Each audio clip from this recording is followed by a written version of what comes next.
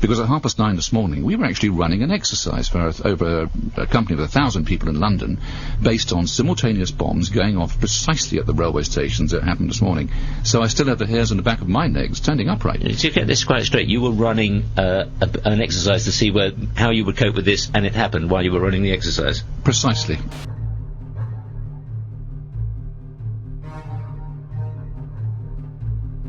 Supposed to believe is some kind of coincidence, there was also an anti-terrorist drill going on 7/7. And again, just like 9/11, they were talking about attacks on the same targets, the same kind of tube stations, and exactly the same time as the actual attack happened, providing some kind of cover for what must be operations orchestrated in some way by the state.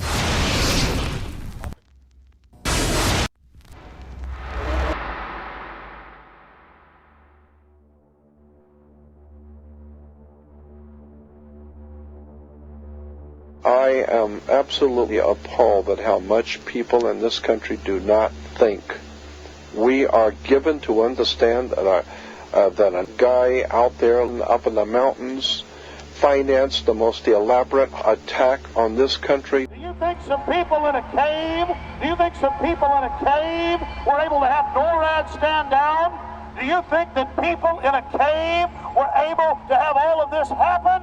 And when I think about how many Americans were killed in New York City, and believing as I do that this thing was a setup job, this is a textbook operation that Nazis used, and they've used it over and over again. America has been suckered in one more time. I don't have to tell you things are bad. Everybody knows things are bad. The dollar buys a nickel's worth. Banks are going bust. Shopkeepers keep a gun under the counter. Punks are running wild in the street, and there's nobody anywhere who seems to know what to do, and there's no end to it. We know the air is unfit to breathe, and our food is unfit to eat.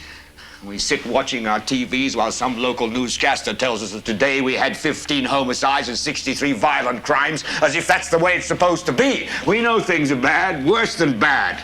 They're crazy. It's like everything everywhere is going crazy, so we don't go out anymore. We sit in the house, and slowly the world we're living in is getting smaller, and all we say is, please, at least leave us alone in our living rooms. Let me have my toaster and my TV and my steel-belted radios, and I won't say anything. Just leave us alone. Well, I'm not going to leave you alone. I want you to get mad.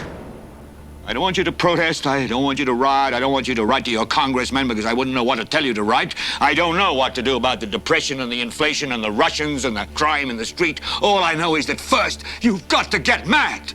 You've got to say, I'm a human being. God damn it. My life has value.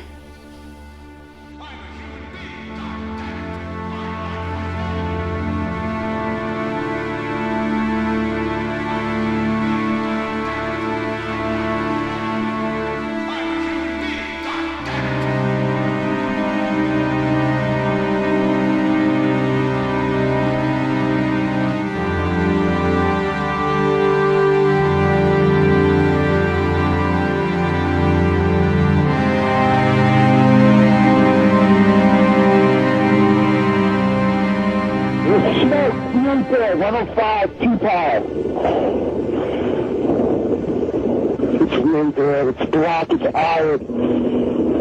My wife thinks I'm all right. I called her and said I was leaving the building. I was fine, and I'm banged. To three of us, 2 broken windows. Oh, God! Ah!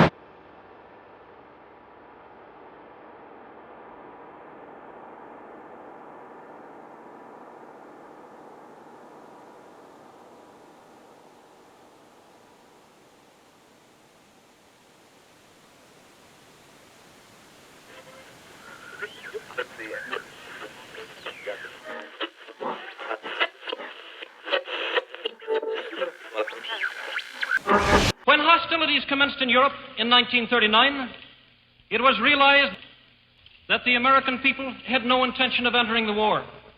But they believed that this country could be enticed into the war in very much the same way that it was enticed into the last one.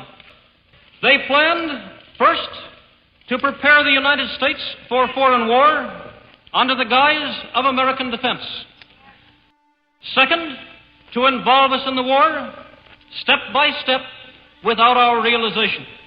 Third, to create a series of incidents which would force us into the actual conflict.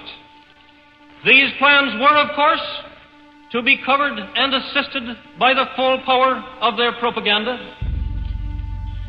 Our theaters soon became filled with plays portraying the glory of war.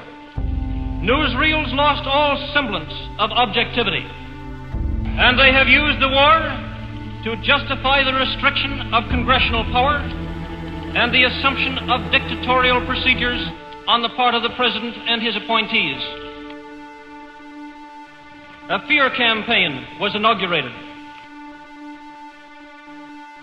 We cannot allow the natural passions and prejudices of other peoples to lead our country to destruction.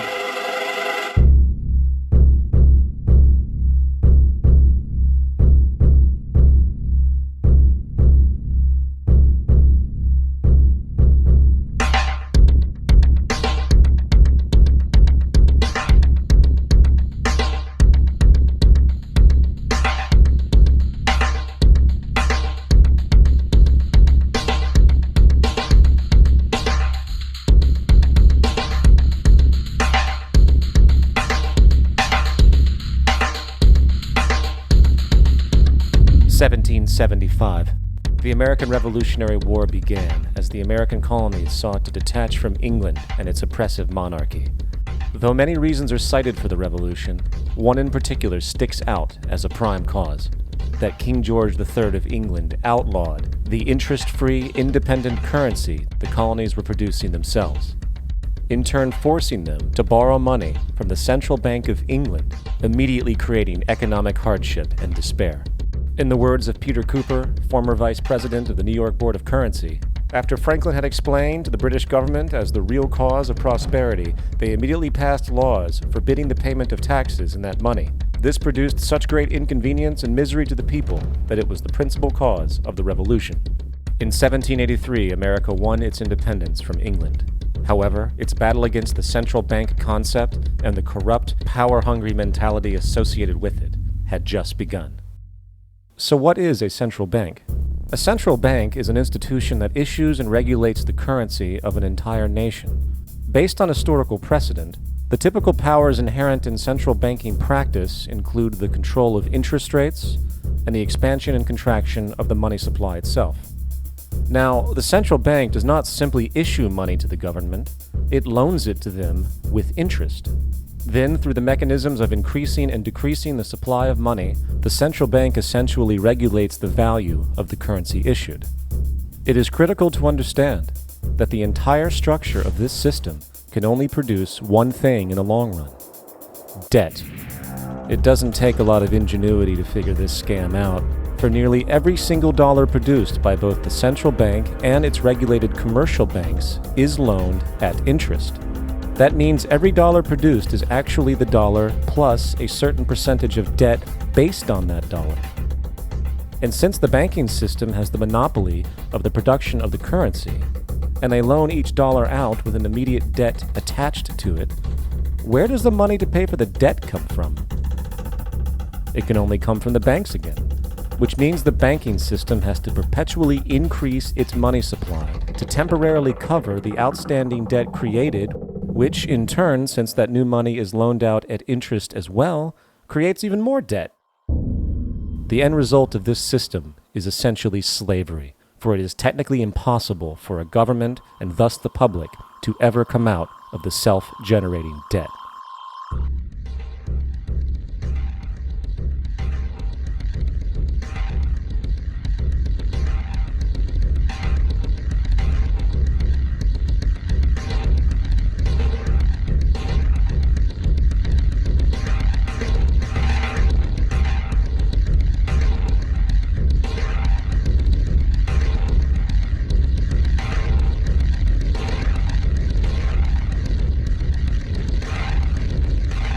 By the early 20th century, the U.S. had already implemented and removed a few central banking systems, which were maneuvered into place by ruthless banking interests. At this time, the dominant families in the banking and business world were the Rockefellers, the Morgans, the Warburgs, the Rothschilds. And in the early 1900s, they sought to push, once again, legislation to create another central bank. However, they knew the government and public were very weary of such an institution, so they needed to create an incident to affect public opinion. So, J.P. Morgan, publicly considered a financial luminary at the time, exploited his mass influence by reportedly creating rumors that prominent banks in New York were insolvent or bankrupt. Morgan knew this would trigger mass hysteria and a systemic crisis. And it did. The public, in fear of losing their deposits, immediately began mass withdrawals. Consequently, the banks were forced to call in their loans, causing the recipients to sell their property, and thus a spiral of bankruptcies, repossessions, and turmoil emerged. Putting the pieces together years later, Congressman Charles Lindbergh wrote, "The King bankers put in motion in 1907 a great scheme. They had gambled and speculated on Wall Street until so many watered stocks and bonds had been manufactured. The King bankers knew the condition and informed the favored of their friends what was to come. There was to be a panic in the fall of 1907 that would be advertised as the result of our bad banking and currency laws." The Panic of 1907 led to a congressional investigation headed by Senator Nelson Aldrich, who had intimate ties to the financial powers and later became part of the Rockefeller family through marriage. The commission led by Aldrich recommended a central bank should be implemented so a panic like 1907 could never happen again. This was the spark that the bankers needed to initiate their plan. And in 1910, a secret meeting was held at a J.P. Morgan estate on Jekyll Island off the coast of Georgia. It was there that the central banking bill called the Federal Reserve Act was written. This legislation was written by bankers, not lawmakers. This meeting was so secretive, so concealed from government and public knowledge, that most of the figures who attended disguised their names when en route to the island.